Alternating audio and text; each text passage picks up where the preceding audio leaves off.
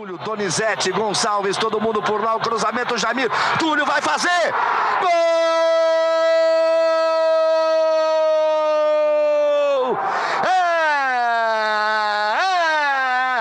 É do Botafogo!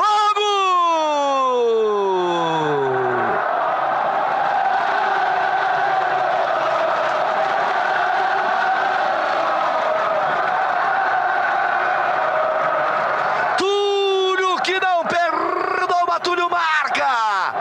Na bola cruzada, falhou a defesa, sobrou pro Túlio, cara a cara ele não perde, Edinho tentou, Túlio bateu de esquerda, jogou lá dentro e saiu pro abraço.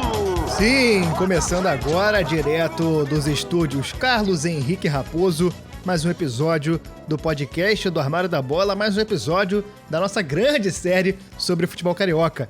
Tem coisas que só acontecem com o Botafogo, e para explicar essas coisas, a gente tem um dos maiores especialistas do país e do mundo sobre o Botafogo, Hélio de la Penha, um grande parceiro de pelada nosso aqui do Armário da Bola. Ele vai conversar com a gente sobre o último título nacional do Glorioso, aquele time de Wagner, Donizete, Gonçalves e, é claro, Túlio Maravilha.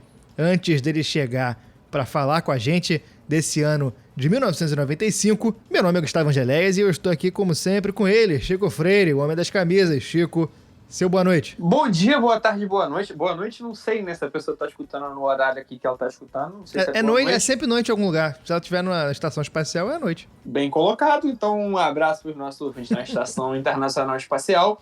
E eu queria começar o programa de hoje cantando uma música. Posso? Por favor. 95 com o Gol do Túlio. 95 com o gol do Túlio. 95. Então, vamos falar hoje desse momento maravilhoso da história do futebol brasileiro, que foi 95 com o gol do Túlio, título brasileiro do Botafogo, com aquela camisa histórica, icônica, com o 7-Up na frente, o Túlio de bonezinho comemorando, levantando taça, aquela brincadeira, aquela bagunça gostosa.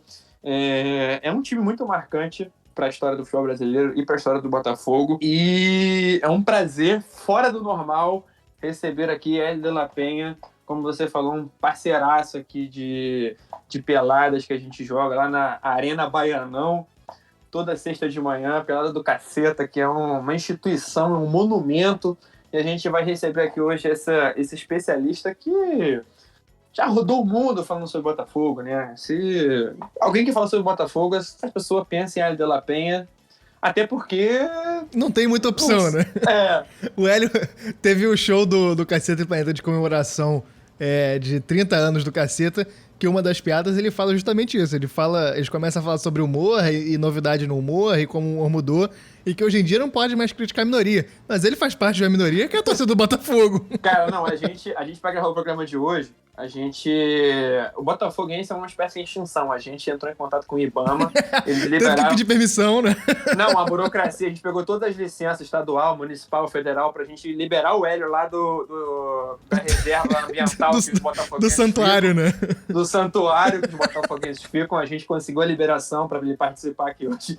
Então vai ser um prazer falar sobre Botafogo aqui hoje. Nenhum botafoguense foi machucado na gravação desse podcast.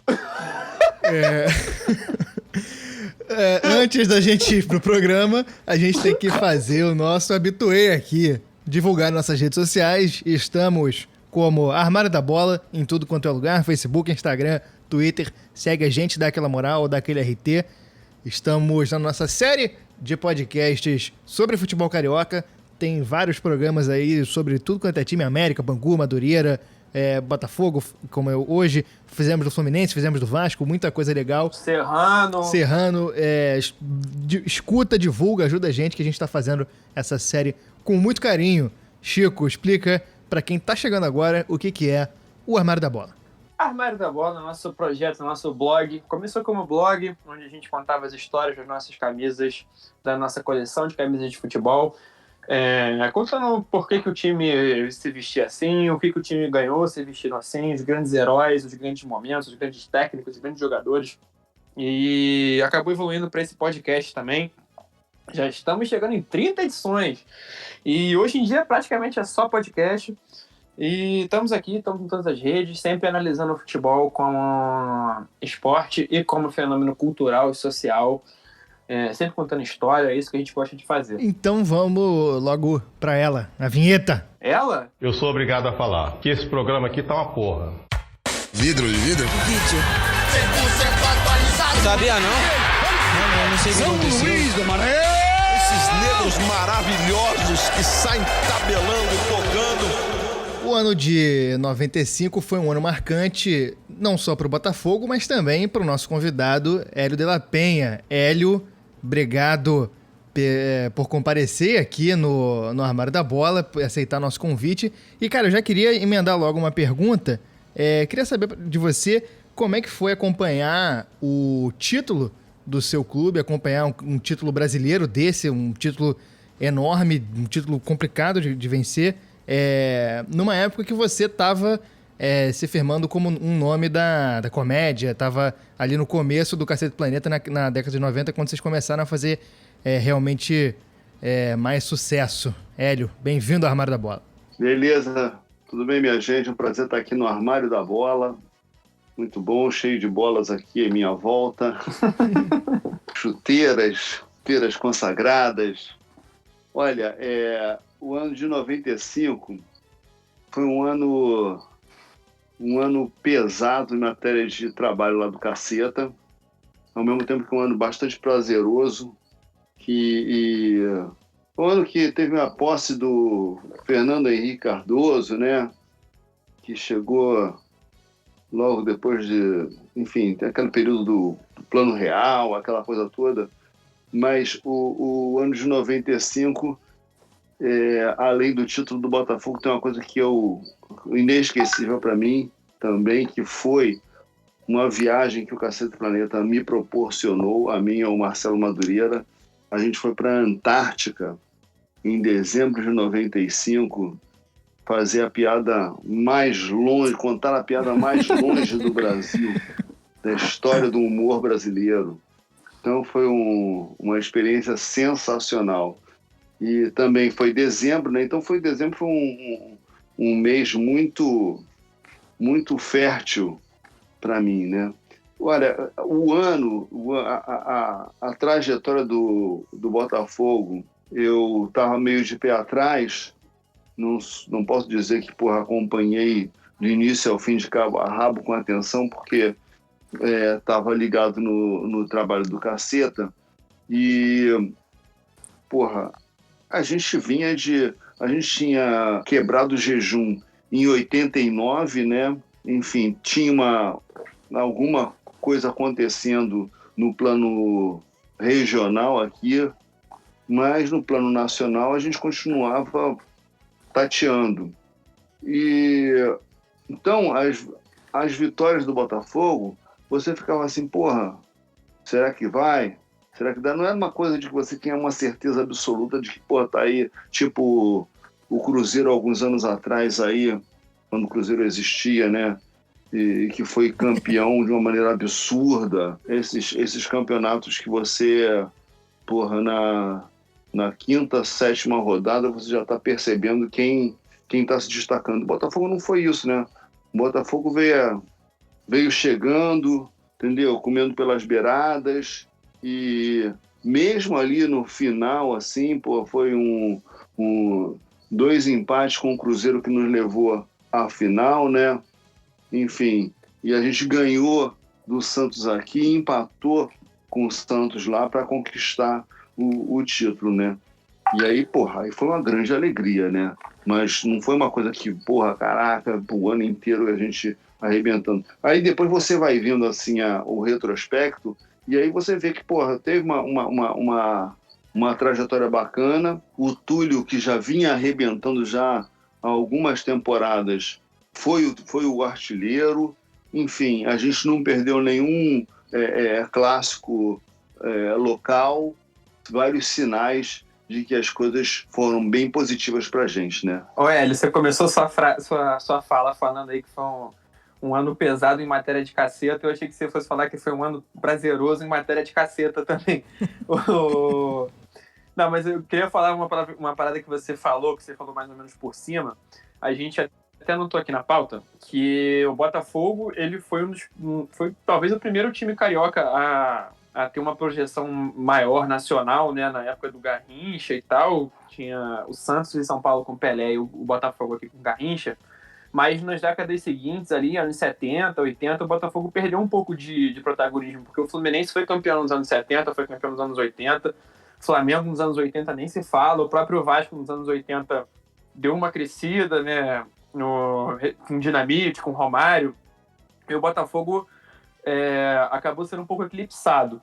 E aí, em 89, tem esse estadual simbólico que você diria que talvez foi mais ou menos ali que começou essa virada que culminou em 95. Como que era esse sentimento no final dos anos 80, no começo dos anos 90, de retomada ali de Botafogo? Então, pô, vou falar lá desde o comecinho, né? Botafogo tinha essa tradição histórica, né, que vinha por conta de Garrincha, Nilton Santos, Didi, enfim, final dos anos 50, né?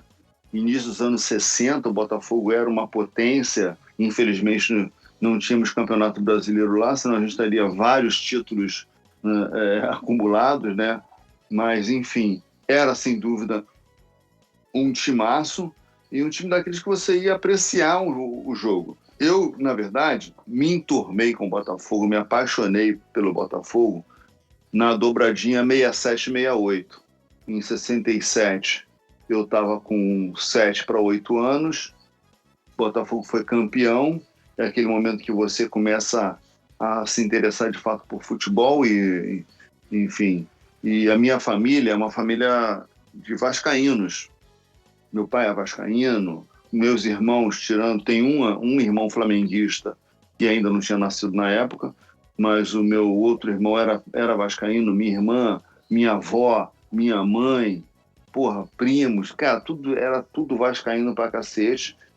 E até porque a gente da Vila da Penha, né, família de subúrbio, e o Vasco era o grande time da Zona Norte, né? Então eu acho que isso pesava bastante, né? Fora o fato histórico do Vasco ser o clube que primeiro abriu as portas para os negros, né? Então eu acho, meu pai nunca falou muito a respeito disso não, mas eu acho que essas coisas contavam, né? Então, 67, Botafogo campeão. 68, Botafogo foi campeão, dando de 4-0 no Vasco, justamente.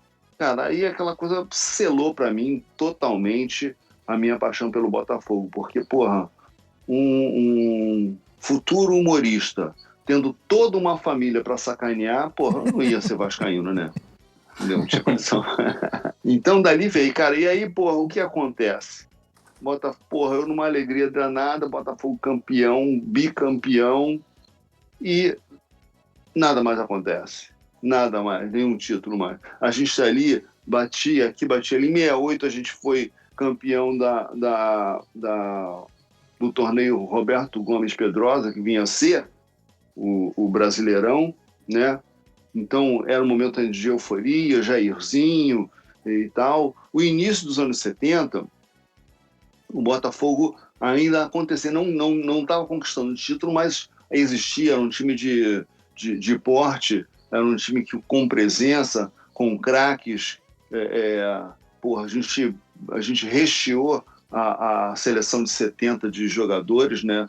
Tava lá o Jairzinho, tava o Paulo César Caju, o Gerson, tava o Roberto, nosso centroavante. Dava muito orgulho. E assim, é curioso, assim, até porque o Jair Furacão da Copa de 70, cara, é muito engraçado como ele, com a camisa amarelinha, a camisa canarinho, como ele incendiou a paixão alvinegra, né? Porque, tu tinha o craque do seu time, era o craque da Copa do Mundo. Obviamente, nós temos o Pelé, não tem discussão, mas, o Jairzinho, o cara que até hoje, o único jogador que fez gol em todas as partidas. Então era uma coisa assim muito marcante.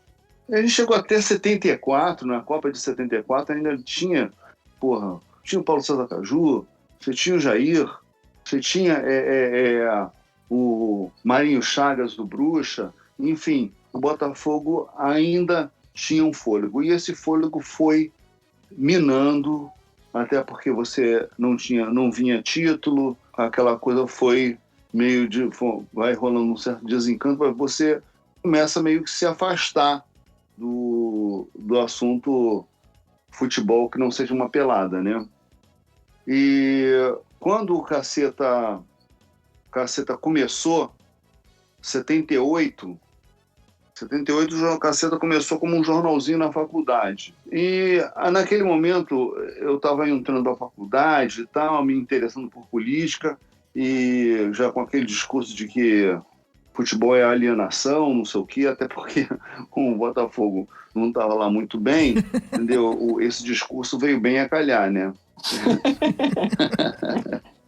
Aí o que acontece? Acontece os anos 80, Caceta Popular, já com Bussunda, com Cláudio Manuel e tal. Logo depois ali a gente começa a fazer shows e o que acontece é que o Flamengo começa a ganhar. A gente tinha uma escrita violenta sobre o Flamengo, o Zico vira essa história e eu tenho que aturar o Bussunda volta e meia entrar no palco com a faixa de campeão do Flamengo, porra, negócio que irritava. Volta e meia não, que era toda hora tinha uma faixa do Flamengo pra botar. Toda hora. Era uma coisa muito chata, eu achava um desrespeito com o grupo, mas enfim, não podia falar nada, senão era mimimi. E aí, 89, aquela quebra de jejum foi muito emblemática. Para mim, então, foi sensacional. Porque o que acontece? Aquele jogo aconteceu numa quarta-feira entre o meu aniversário e o aniversário do Bussunda. E a gente estava em temporada, fazendo show. A gente resolveu, então, marcar uma festa de aniversário conjunto, né? Justamente na quarta-feira, no dia do jogo. Então, não foi ao jogo, nem ele foi ao jogo. A gente tinha essa festa numa boate, uma casa noturna do Nelson Mota, aqui na Zona Sul. Não sei nem exatamente onde é que era. Achei que chamava-se África. Até esqueci se era somente África ou se tinha um outro nome. Mas, enfim, eu sei que a gente marcou essa festa e, porra, o Bussunda estava claro para ele que uma das alegrias ia ser me sacanear, né? Com mais um título do Flamengo. E, porra, qual não é a nossa surpresa quando o Maurício faz aquele gol? Puta... Aí, no meio do salão lá, escutou, gol do Maurício, Então, porra, o salão esvaziou, os flamenguistas foram todos para ver o jogo na TV do porteiro da boate, e, porra, secando e falando não sei o que foi sacanagem, que não sei quem empurrou. E aí, de repente, quando o jogo acaba, voltam os flamenguistas para a pista. E eu tinha para o presente, meu aniversário de 30 anos. Então, meu presente de aniversário de 30 anos era ter o torcedor, símbolo da torcida do Flamengo, para sacanear naquela noite, cara. Foi uma coisa maravilhosa. Maravilhoso.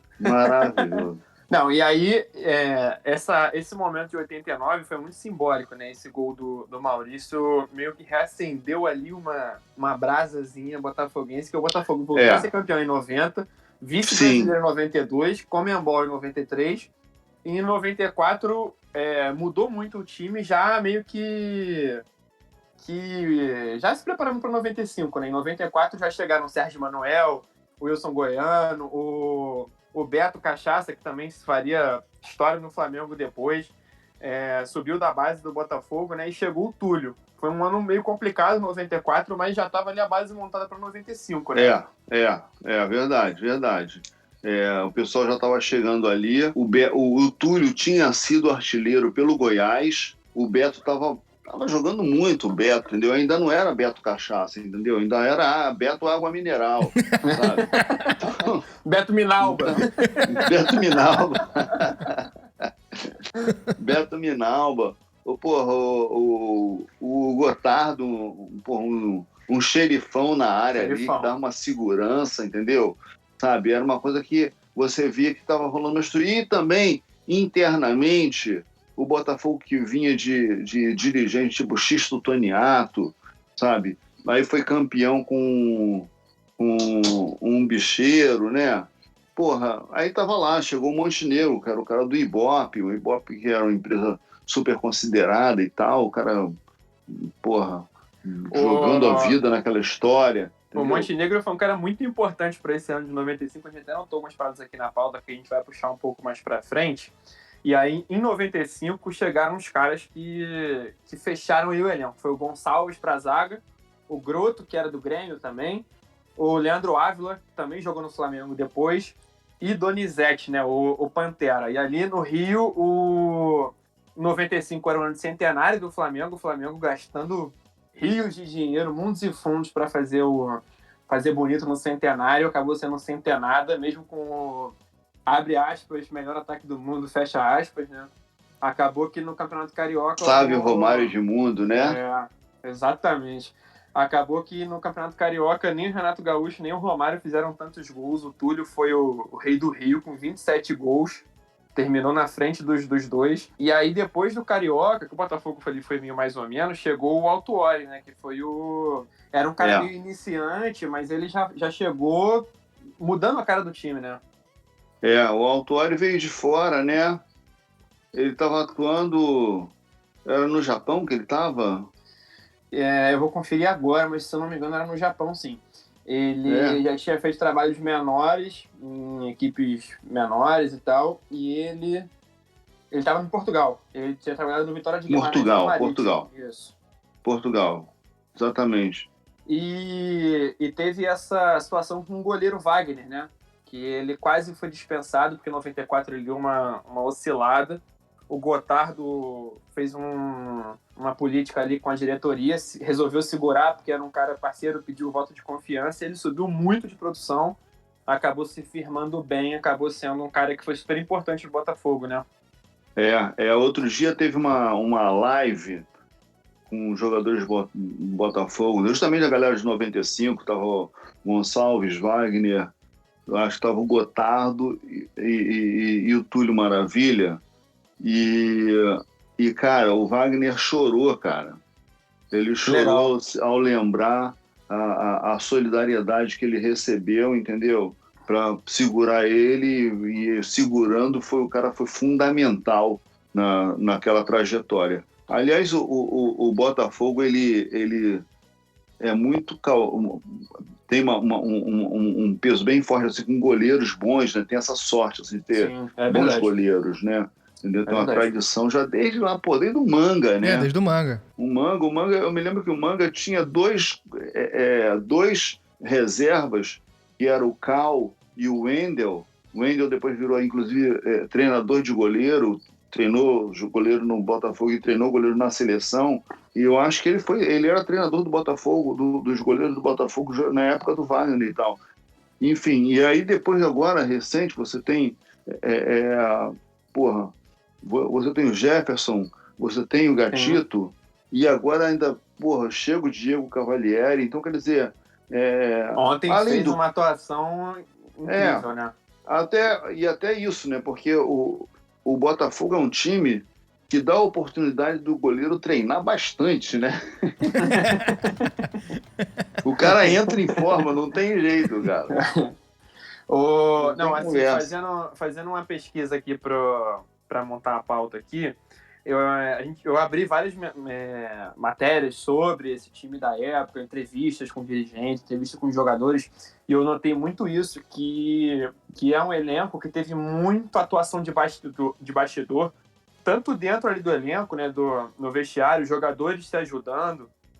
Às vezes rolava uma polêmica e aí uma liderança do elenco aparecia, às vezes até com a diretoria. A diretoria às vezes fazia alguma coisa que desagradava, os caras conseguiam contornar. Essa trajetória do Botafogo no Brasileiro teve muito essa marca, né? Foi um elenco muito unido e muito... com muita atuação de bastidor dos jogadores, da comissão técnica, da diretoria. Foi uma união legal, né? O negócio é o seguinte, quando você não tem assim, não é um Dream Team, não é um Chicago Bulls com Michael Jordan e Dennis Rodman, entendeu? O que acontece é que você tem que ter um grupo muito coeso, um grupo muito, muito disposto a levar aquela história adiante, né? Enfim, de uma forma séria, de uma forma muito unida, né? Entendeu? Então, eu acho que, no fim das contas, no fim das contas, essas pequenas crises, elas têm dois caminhos, né? Ou elas fodem de vez o ambiente, ou elas criam um elo mais forte. E foi isso que aconteceu com o Botafogo, né? Os probleminhas que foram surgindo foram dando uma coesão ao time, à equipe, ao grupo, de uma forma geral, entendeu? E o Paulo Autuori foi muito importante naquele momento, com o seu português rebuscado, né? E a voz de trovão também, né? A voz de trovão. A voz de Alcova. Entendeu? A voz dele, você percebia que a coisa era grave, era séria. Vamos levar a sério esse cara aí que tá falando coisas importantes.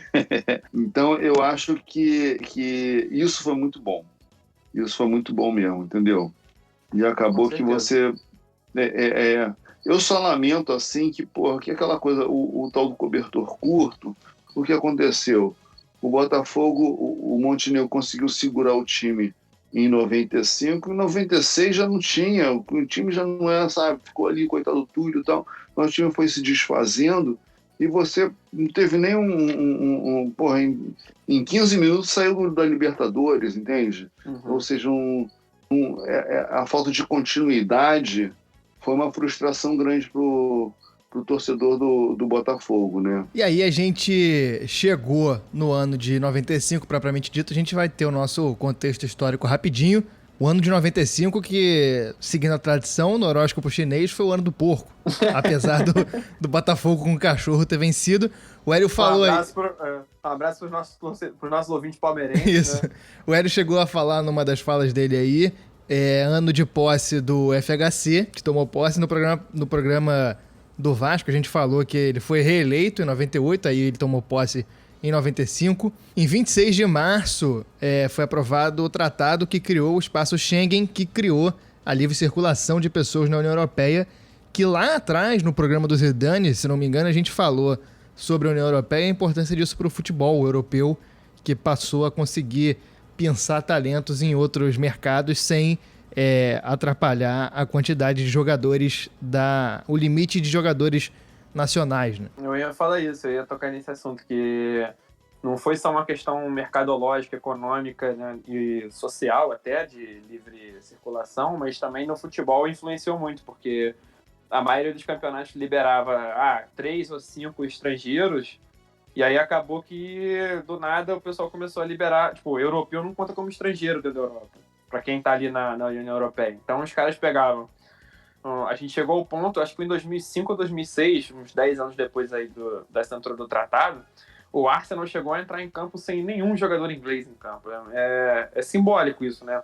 Aí tem 3 italianos, 4 franceses, 2 espanhóis, aí um estrangeiro, tem um argentino, tem um brasileiro, mas não conta, né? E para fechar o ano de 95, as mortes do ano, morreu Bob Ross, o pintor americano que se notabilizou por ter aquele programa que ele ficava pintando o quadro. Cabeludo.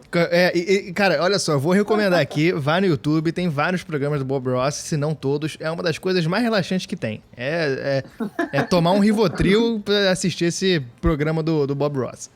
Além dele, morreu o humorista Costinha, grande nome aí do humor nacional. Caraca, não me lembrava disso. Morreu em 95.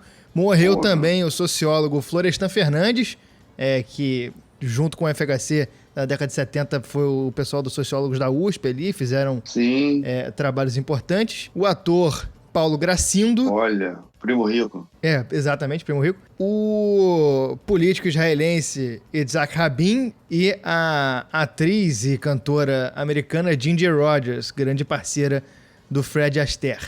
Chegando no Campeonato Brasileiro de 95, eu queria pedir pro Chico, como ele explica no começo do programa o que é o Armário da Bola, eu queria que ele explicasse o formato de disputa desse campeonato de 95. Cara, quem acompanha o Brasileirão de 2003 pra cá é muito babatinha, né? Que é o nosso com pontos corridos, todo mundo contra todo mundo e de volta. É muito fácil. E nos anos 90 não era assim, né? O Brasileiro de 95 foi mais ou menos o que é o Campeonato Carioca ideal, que era o Campeonato Carioca até 10 anos atrás.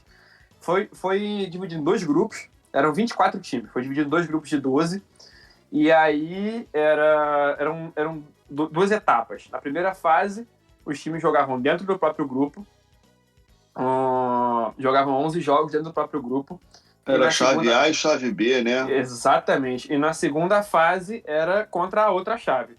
E aí quem liderasse o grupo em cada fase, iam ser 4 líderes, né, teoricamente, um líder do grupo A na primeira fase, um líder do grupo B na primeira fase, um líder do grupo A na segunda fase, um líder do grupo B na segunda fase. Seriam 4 times que passavam para a semifinal.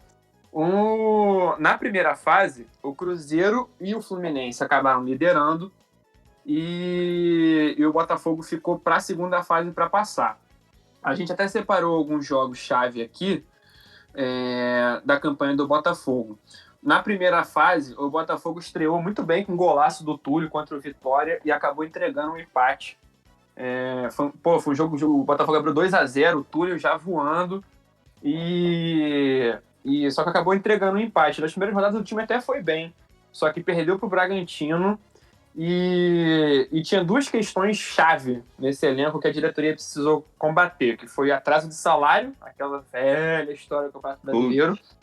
E o Túlio, ele tinha regalia, ele era muito individualista, ele era um cara ali egoísta até de certa forma, vamos dizer, jogando bola, e o elenco nem sempre encarava bem essas regalias que ele tinha, não precisava ir em todos os treinos, podia chegar na hora que quisesse, fazer o que queria, e aí a diretoria precisou dar uma segurada ali no elenco. Só que o time conseguiu uns resultados muito importantes, virou contra o Corinthians, campeão da Copa do Brasil, que tinha sido naquele ano, virou contra o Grêmio no Olímpico, sempre com o Túlio fazendo gol. O Túlio era esse cara, né, que ele falava, mas ele resolvia, tanto que aí o Botafogo chegou a ganhar de 3-1, de mais de 70 mil pessoas no Castelão, para ver Flamengo e Botafogo, Flamengo de Romário, e o Botafogo meteu 3-1, sempre com o Túlio brilhando, né? O Túlio é o grande nome dessa campanha, né? Sim. O Túlio até porque começa que era um centroavante realmente muito eficiente, o cara ia lá e fazia, ele prometia e fazia o gol, não sei o que e tal. E tinha uma coisa também de confrontar o Romário, que o Romário é uma figura que não só dentro de campo, mas fora de campo, o cara, nas entrevistas, era um cara, tem frases maravilhosas, né? Frases que a gente usa até hoje. Quer sentar na janela, né? Chegou agora e quer sentar na janela. Pelé calado é um poeta. Chupou laranja com quem? O Papai do Céu apontou pra mim e disse, você é o cara. Entendeu? Mas o Túlio não deixava barato, não. O Túlio também não deixava barato, não. Exatamente. Então a gente tinha alguém para responder às provocações do Romário, que é fundamental que a gente respondesse, porque afinal de contas o Romário jogou em todos os times, menos no nosso, né? Entendeu? E fez muito gol na gente. Então era importante que tivesse uma resposta dentro e fora de campo, né? E o Túlio estava ali para isso. Ele fez 23 gols em 25 partidas nesse campeonato. É muito gol, é muita coisa. Muita coisa. E gols importantes, gols decisivos, foi realmente o grande nome dessa campanha do Botafogo. Sem dúvida. Não jogava sozinho, né? Porque você tinha ali o Pantera municiando ele, você tinha o Sérgio Manuel e o Beto formando ali um meio de campo muito, muito eficiente. Então, quer dizer, ele não estava só, mas quando a bola chegava lá na frente, ele resolvia. Eu vi que a descrição que eu vi era tipo assim, o Donizete é o cara que meio que se movimentava, abria o espaço e dava o passe pro Túlio chegar e matar. E aí o Botafogo acabou não pegando a liderança na primeira fase, acabou ficando ali no meio da tabela. O Cruzeiro e o Fluminense pegaram as vagas da primeira fase, mas na segunda fase o Botafogo cresceu de produção e conquistou alguns resultados muito expressivos também. Ganhou do São Paulo, do Tele Santana no Morumbi, que era o São Paulo que foi bicampeão mundial. E em 92, 93, Tele Santana, um dos maiores técnicos da história do futebol brasileiro. Meteu 5-0 no Galo, num jogo que eu até achei que é uma curiosidade engraçada, com 2 gols do Túlio, 2 do Donizete, 1 do Gonçalves.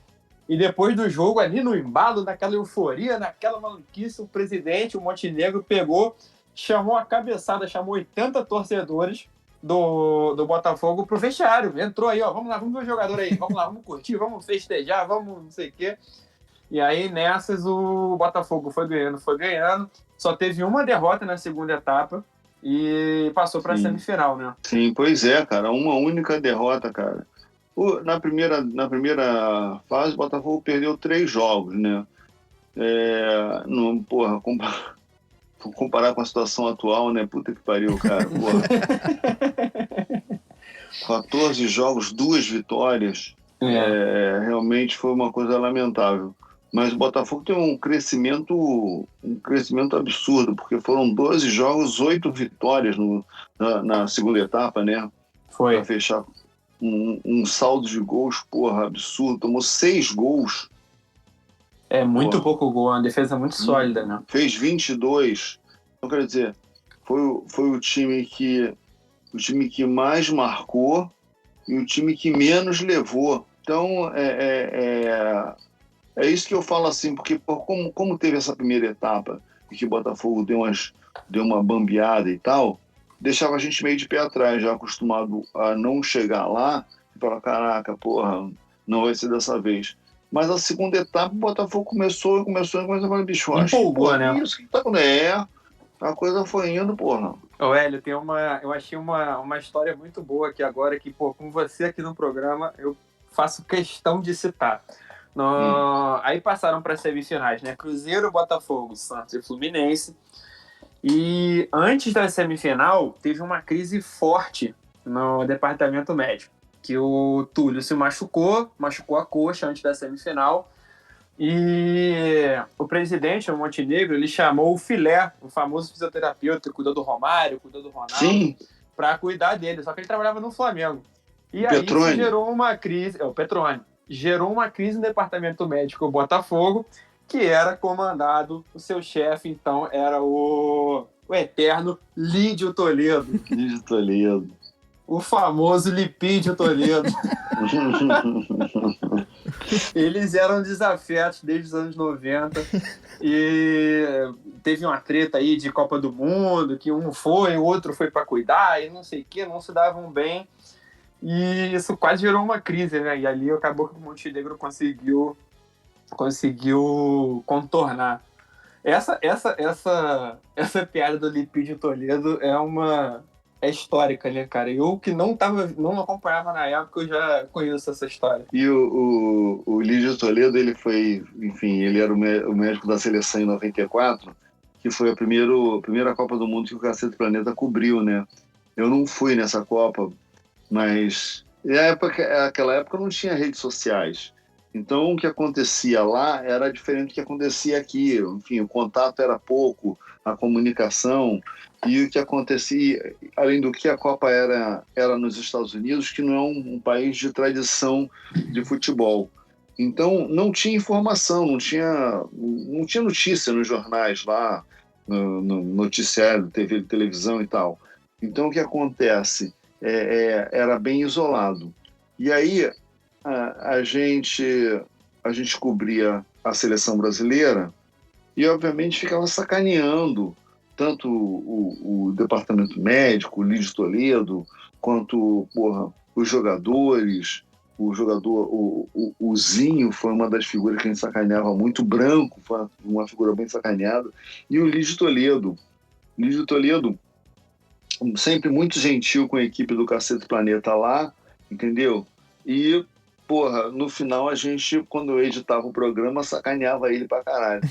Aí a coisa foi indo muito bem, até que um dia, numa coletiva lá, que não sei se foi o Bussunda, o Cláudio, que foi falar com o Lídio Toledo, ele falou: vocês não vão falar porra nenhuma, minha família já me contou, vocês estão aí me sacaneando, seus filhos da puta. Um abraço aqui pro nosso grande médico Lídio Toledo. Ai, gente. Caso ele esteja escutando aí, fica um abraço, fica o nosso... Acho difícil ele estar escutando, Chico.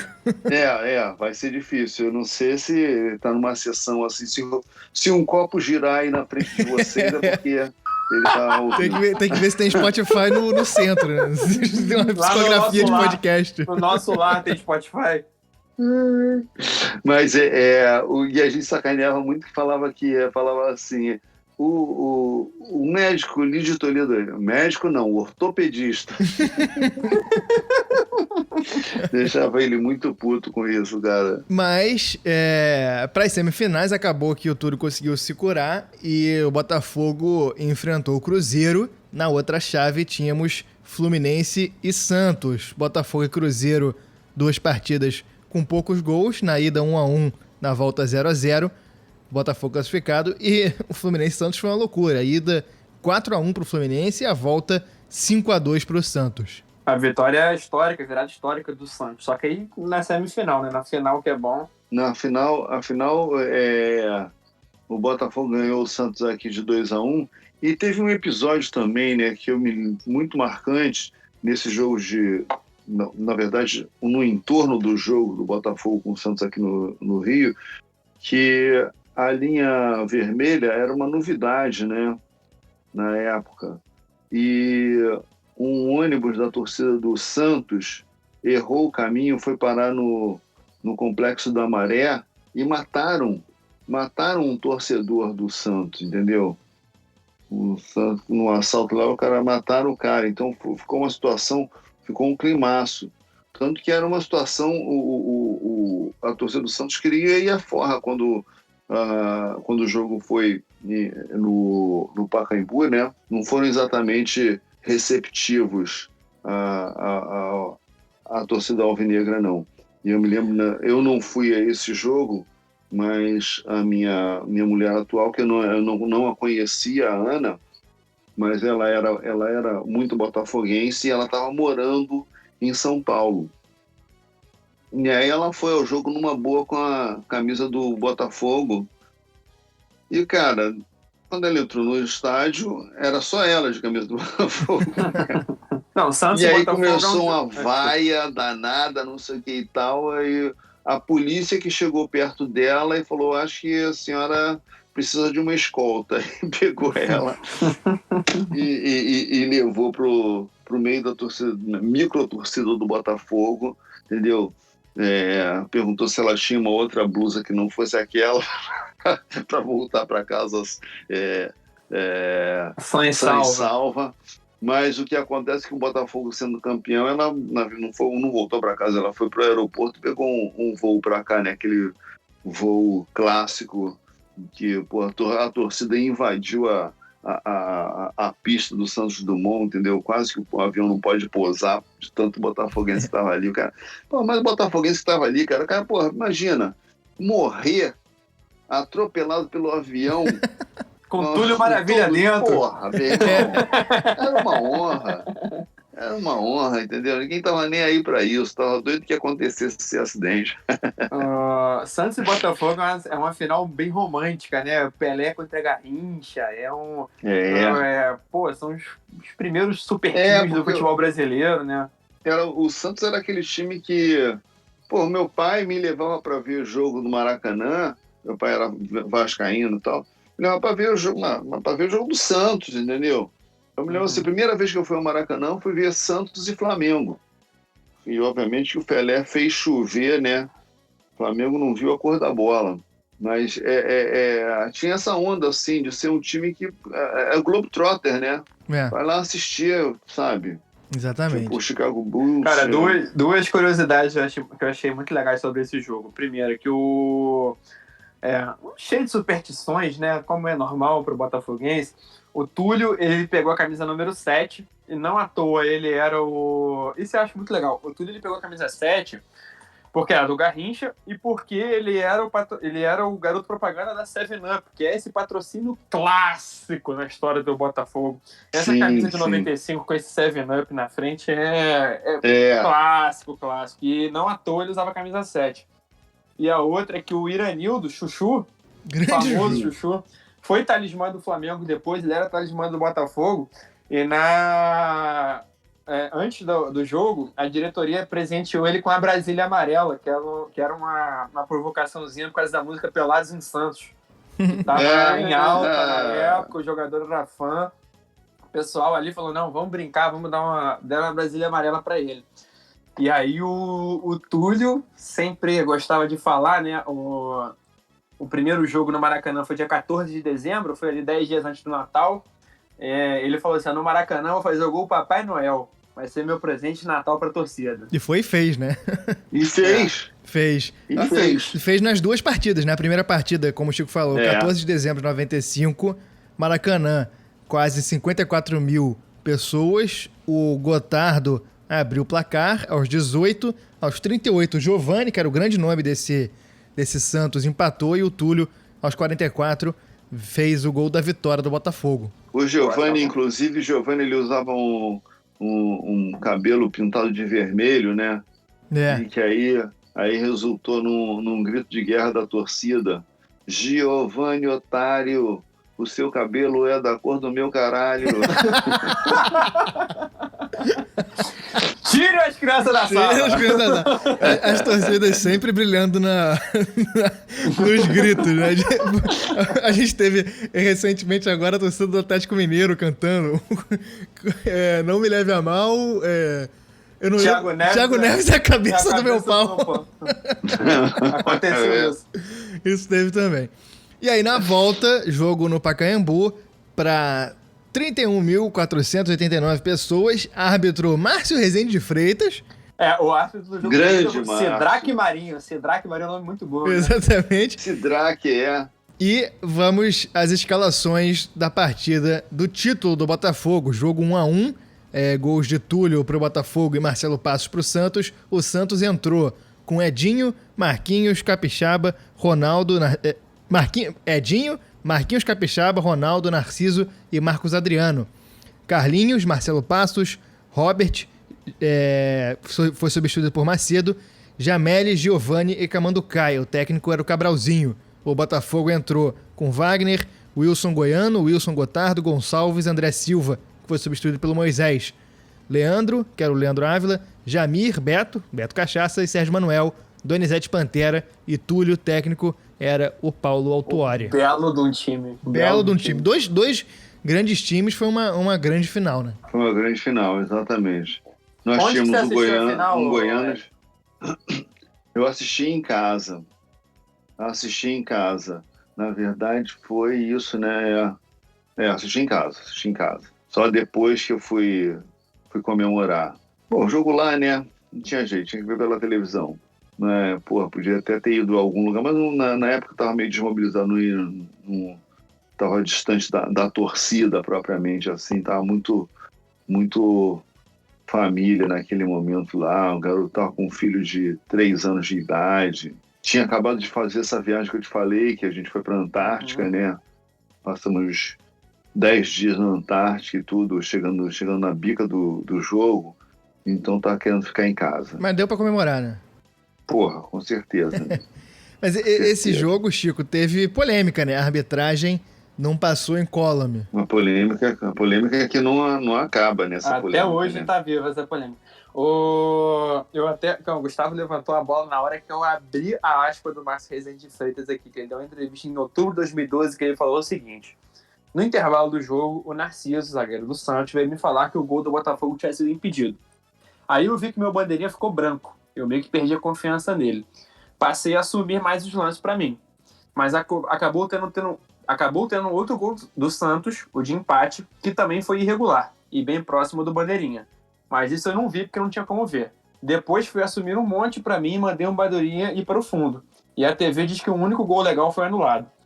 Foi uma confusão de gol legal anulado, gol irregular marcado. Todo mundo se ferrou. Ninguém foi beneficiado de certa forma, né? Não, e assim, aí vamos se você considerar um jogo de 180 minutos, o Botafogo foi prejudicado aqui no jogo de ida, entendeu? Mas é que não conta porque, nós ganhamos de 2-1. No fim das contas, ninguém se deu bem, ninguém se deu mal. No fim das contas, foi equilibrado, né? Foi equilibrado, exatamente. Porque o gol do Santos, o Marquinhos Capixaba bota a mão na bola antes, né? Entendeu? E o gol é válido, então quer dizer. Mas os santistas reclamam, né? Os santistas reclamam, porque como eles tiveram um gol anulado e o jogo foi 1-1, se o gol legal tivesse sido. Enfim, se nenhum dos dois gols tivessem sido válidos, porque foram irregulares, valeria o gol que não foi válido. O Santos teria ganhado de 1-0 e estaríamos agora numa disputa de pênalti, né? O que importa é que deu Botafogo, título brasileiro para a torcida alvinegra, que voltou para uma fila, né, cara? Tantos anos aí que o Botafogo não consegue voltar a conquistar um título nacional. Chegou perto na Copa do Brasil de 99, se não me engano, contra o Juventude, mas acabou perdendo. 99, exatamente. Foi, aquela... Mas mais uma fila aí pro Botafogo, né? Só que dessa vez de títulos nacionais, a torcida tendo que se contentar nos últimos anos só com campeonatos cariocas aqui e ali. Mesmo no momento que você trouxe o Seedorf, o Seedorf veio, tinha todo um projeto, a gente estava animado. Porém, Paulinho e Hernando Brocador, né? Esse é o meu momento de clubismo. Não, olha só, rapidinho, um rápido parênteses. Cada programa desse sobre os rivais, eu tenho direito a uma cartinha, 1 segundo de clubismo. Aí eu joguei ela aqui agora, botei pra jogo. No do Vasco eu fiz também. Não, é sem maldade. Não tem problema não, porque eu fico nesse, quando eu penso do Seedorf, eu lembro mais do desmonte do time, e que, no final o Seedorf estava jogando praticamente sozinho. Com certeza. Enfim, a ideia inicial se desmilinguiu, até porque na verdade, foi uma sadia irresponsabilidade financeira, né? Trazer o Seedorf. Irresponsabilidade moleque. Não tinha bala para aquilo. Entendeu? Mas é o tipo da irresponsabilidade que o torcedor gosta, né? Entendeu? Mas o que acontece é que ela não se sustenta, porque depois você tem que começar a vender jogador para pagar salário. E o resultado é aquele. Você não consegue fazer um brasileiro decente. Ele conseguiu nos colocar na Libertadores e a gente não tinha elenco para dar sequência na Libertadores, entendeu? Então, problemas. Estamos vivendo problemas. Enfim, mas quando a gente pensa naquele momento, hoje, a gente era feliz e não sabia, né? O problema também foi o Botafogo ir para Libertadores comandado por Eduardo Húngaro, mas isso aquilo foi uma coisa inacreditável. Um crime, é um crime. Isso devia ser punido com a espada. Inacreditável, entendeu? Mas o próprio Montenegro falou no finalzinho, quando acabou o jogo, falou, cara, a gente não tem dinheiro nenhum no caixa, né?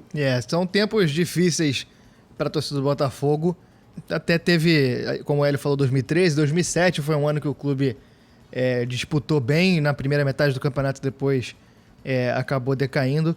Mas a gente, como fala em todos esses programas nossos aqui da série de futebol carioca, a gente torce para que o time melhore, né, cara? Tem que ter um projeto, tem que ter realmente um planejamento para o time ter saúde financeira. Teve até recentemente aquele papo dos Moreira Salles, que iam comprar o Botafogo, ia fazer SA, ia virar Botafogo SA, que a torcida chegou a ficar empolgada. Mas isso é papo para outro momento. A gente vai chegando agora ao fim desse programa sobre o Botafogo de 95. Hélio, muito obrigado pela presença, muito obrigado pelo papo. Nada, muito obrigado pela aula de Botafogo e aula de anos 90 que você deu aqui pra gente nessa noite. Só lembrando que a história do Botafogo S.A. não morreu ainda não, entendeu? A história ainda, nas internas lá, ela continua viva. A gente precisa, na verdade, depende muito do sucesso dessa empreitada para que a gente volte a ter um time competitivo, um time que dê orgulho ao torcedor do Botafogo, entendeu? Ser botafoguense e não sonhar e não acreditar, né? Não existe isso, né? Não. A gente sabe que é a torcida das causas impossíveis. Exatamente. Então, porra. Agora, não sei quando que a gente vai botar, quando vocês vão botar no ar. Aliás, quando que vai ao ar essa conversa? Sexta-feira da semana que vem. Sexta-feira da semana que vem. Tá, então. Dia 16. Então o pessoal ainda vai estar ainda fresco na memória o fato de que o Botafogo, que tinha apenas uma vitória no Campeonato Brasileiro, vitória justamente sobre o líder, que era o Atlético Mineiro. Galo. E ontem Quer dizer, ontem, no que diz respeito à gravação aqui, gente, quando vocês estiverem ouvindo, vai ser algumas semanas atrás. Botafogo ganha Dobrou. do único invicto, né, do brasileiro, que era o Palmeiras, né? Não, o Botafogo de uma vez só dobrou seu número de vitórias. Isso é impressionante. Exatamente. É uma coisa que poucos, entendeu? Nessas horas, as pessoas não percebem, não, entendeu? Não valorizam. Isso é planejamento. Entendeu? Os números Exatamente. não mentem, cara. 100% de melhora. Qual time melhorou tanto assim em tão pouco tempo? Não tenho lembrança. Hélio, você quer divulgar algum projeto aí? Eu sei que você estava com o YouTube do Caceta, você fez várias lives aí na pandemia. Se quiser divulgar algum projeto, fica à vontade. Eu penso só que o pessoal aí me siga nas redes sociais, sabe, tudo a partir do Instagram, @lapena. Dá uma olhadinha lá no meu IGTV, tem várias conversas bastante interessantes com humoristas, ativistas e até um papo com o Bernardinho, quando ele ainda estava longe do Flamengo, tá? E uma conversa muito boa com o Gerson Canhotinha de Ouro, que eu fiz às vésperas da comemoração da Copa de 70, entendeu? Então vai lá, meu IGTV tem bastante conversa boa lá, e é isso. Valeu, Hélio. Chico, seu destaque final. Queria aproveitar meu momento aqui para agradecer também ao Hélio, parceiraço de peladas, de resenhas, de tudo. Pô, foi um prazer muito grande. Falar de Botafogo é legal, né? O Botafogo é um rival que a gente gosta também. É um rival que... Eu falei isso em todos os... Eu sou muito chapa branca, né? Todos os programas que a gente fala sobre rival, eu elogio o rival. E o Flamengo... A gente é flamenguista. O Flamengo não seria nada se não fosse os rivais. A gente só cresce porque a gente tem quem competir com a gente. O Botafogo é um rival que a gente respeita, assim, apesar de a gente brincar, da gente falar que é o nosso irmão mais novo, aquele que a gente não dá muita moral, claro que a gente respeita. E essa história de 95 é muito legal, é uma história de superação, de jogadores folclóricos, de caras que fizeram história também em outros clubes depois. E esse papo aqui foi muito maneiro, foi uma aula que a gente teve também sobre Botafogo, sobre Brasil, sobre anos 90. Mas eu também aprendi. Aprendi um bocado aí, vocês trouxeram bastante curiosidades aí que eu não me lembrava. Pô, que isso, né? Nem até sem graça. Até a morte do Costinha, porra. Não lembrava que o Costinha tinha morrido em 95. Pô, isso aí é a história, né, cara? A gente tá aqui pra contar a história, é isso que a gente mais gosta e esse é o nosso prazer aqui é contar a história, chamar as pessoas que viveram a história pra contar. Então, é isso, muito orgulho, um prazer aqui receber o Hélio, um prazer falar de Botafogo. E muito obrigado a todos os nossos ouvintes que estão até aqui com a gente. Obrigado aos ouvintes, obrigado a quem compartilha a gente, obrigado a quem segue a gente nas redes sociais, Armário da Bola em tudo quanto é lugar. E a gente volta na semana que vem. Grande abraço, até a próxima. Valeu, gente. Valeu, abraço.